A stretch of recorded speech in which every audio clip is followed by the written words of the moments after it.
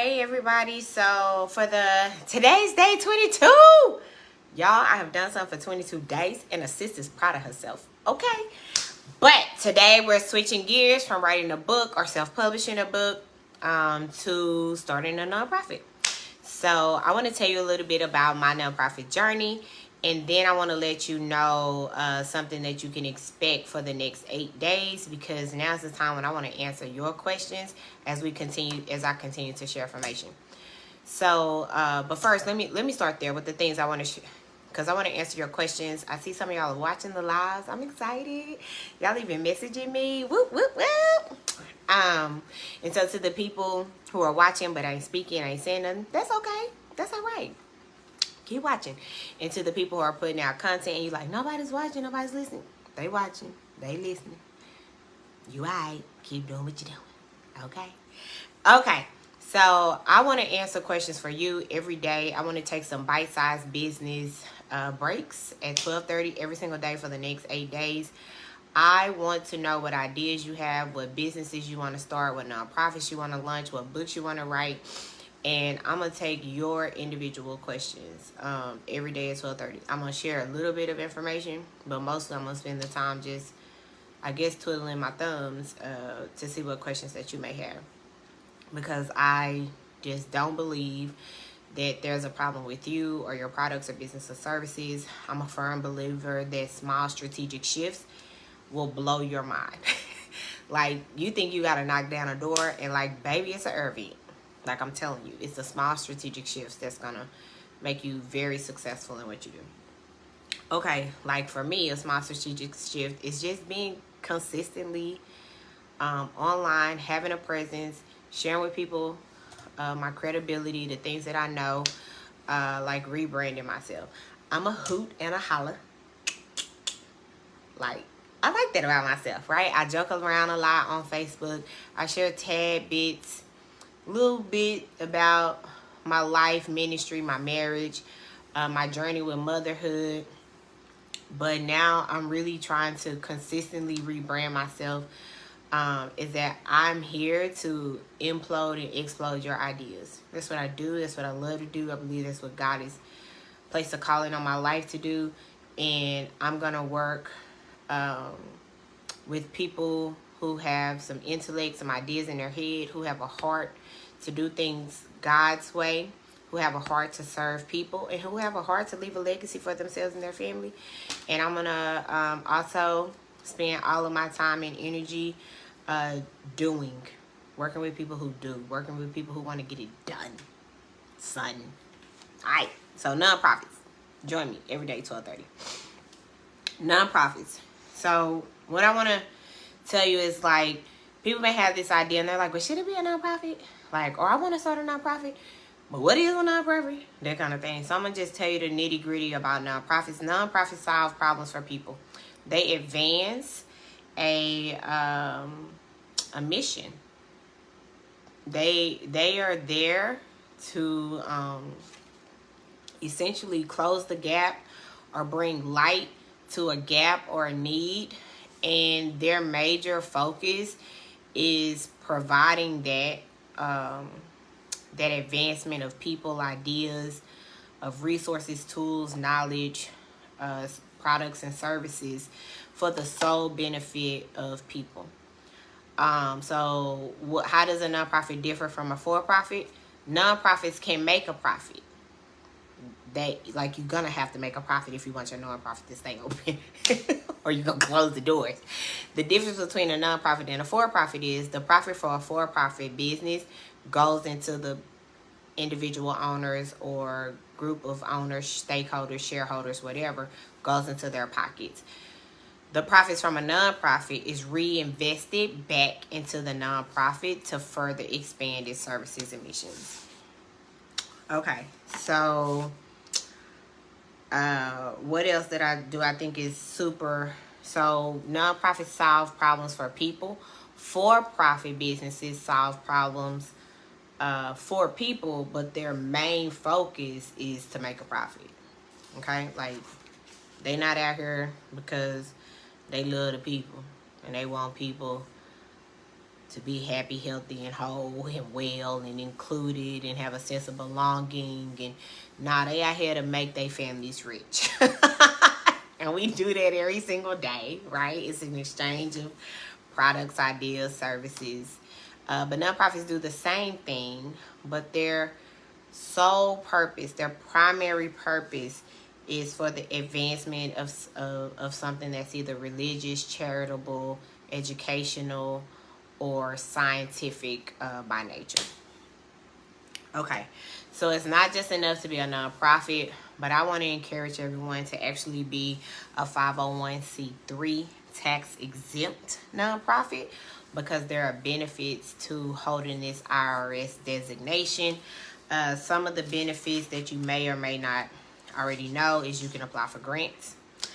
You can accept donations. Donations that people give you are tax deductible. People want to pay less taxes. Alright. Your purchases are tax free, and your personal liability is limited. So let me explain that a little bit. Nonprofits are governed not by an individual. Even though you may be a founder of a nonprofit, you may be the executive director of a nonprofit, the CEO of a nonprofit. You can't legally run a nonprofit.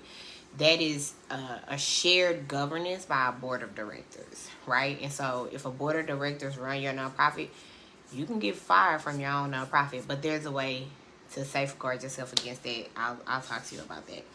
But personal liability means that generally speaking, a nonprofit can protect its founder, board members, and volunteers from being sued individually, right? And like an LLC has limited liability, right?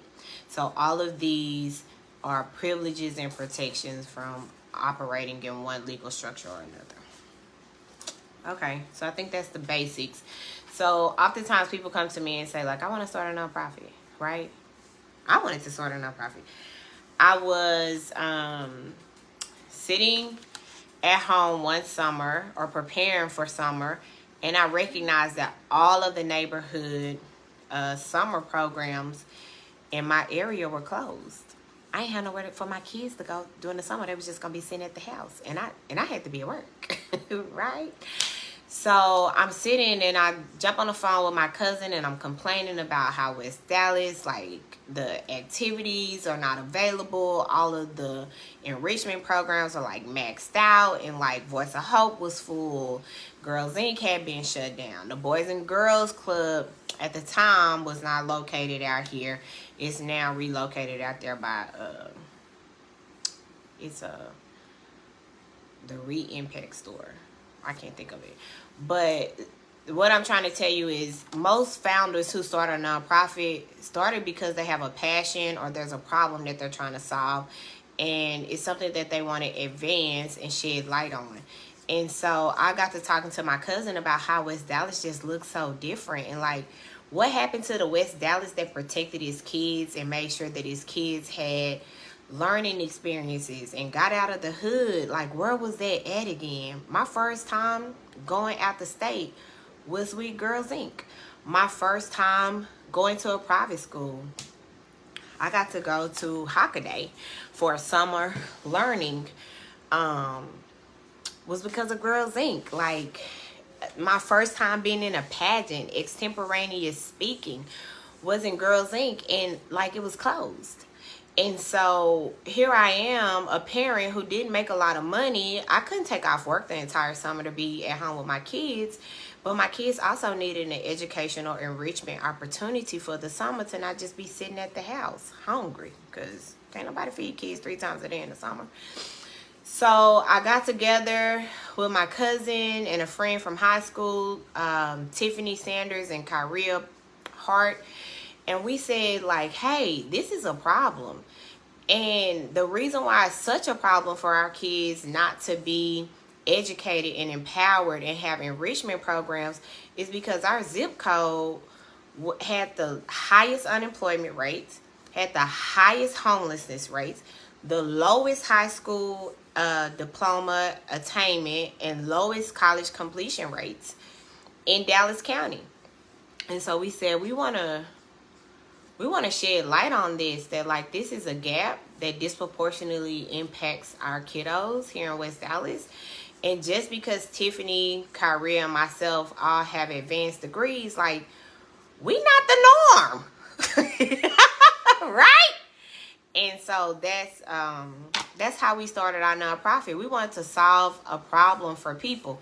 It was my personal problem, but even though my income was like 3 or 4 times the income of people in West Dallas, of household incomes in West Dallas, and I still couldn't afford to put 3 kids through summer school at some of these camps. Some of these camps at the Parole Museum was like $400 a week. What?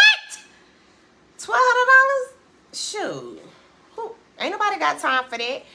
So we decided to put our heads together, make a problem statement, and figure out what specifically did we want to do to counter that problem. So we knew it was a problem, not just because it was impacting me, but because it was impacting our community. And we knew that we could solve that, but how? And so that is where Sea of Possibilities began. And if y'all see me scratching, I'm sorry, y'all. I got beat up in Turks and Caicos. Them mosquitoes tore me up. But anyway, so that's how Sea of Possibilities began. And we decided to take something that was a painful experience for me. I didn't make enough money to put my kids in summer camp. I had no resources. All of the summer camps was closed. We took a problem that I was facing and said, here's how we're going to solve it. And we instituted a nonprofit. And so we decided Sea of Possibilities would do enrichment, summer and spring break programs to where parents wouldn't have to lose valuable work and income and would be able to send their kids to a safe place to have educational and enrichment opportunities to see what's possible for their lives. And so that is how you can take a pain point in your life, something that has been painful for you, or that is a problem for you, or that you're passionate about. You can take it and not just drown yourself in woe is me, like who's gonna solve this for us. I truly believe that while we're waiting on God to solve things for us, or other people to solve things for us, God is waiting on us. And somebody else is waiting on you. The things that you've gone through in your life may be the opportunity for you to launch this nonprofit, because you may not be the only person that's going through something like that. How do y'all think MAD came about? Mothers Against Drunk Driving. A mother lost her child to a drunk driver, and now has helped millions of families. So what I'm trying to impress upon you is that there is an opportunity for you to take pain, for you to take problems that you may be facing, and for you to be the answer for yourself and for someone else. And a nonprofit may be the way. I give y'all some more tips on nonprofits tomorrow. We're going to talk about grant writing tomorrow. And one of the things that I tell people all the time, I used to work at Child Protective Services. And the same goes for Child Protective Services as it goes for grant writing. When a caseworker asks you a question, don't tell them what you want them to know. Tell them what they asked you. So that's the biggest mistake we make when writing grants and submitting grants. We want them to know all of this. They didn't ask you that. Just ask and answer. So I'll walk you through some grants, and I'll give you some resources for how to find some grants as well. Okay, more nonprofits tomorrow. Bring your questions, your ideas. I believe there's something that you want to start. I believe there's something that you're called to start, and I want to help you start it. Every day for the next 8 days at 12:30, I'm going to take your questions. It's something you want to do. You want your life to be different. And you want other people's lives to be different. Yeah, this problem was not meant to break you. It was meant to make you better, to make you a better person, and to make the people around you better people as well. All right, bye.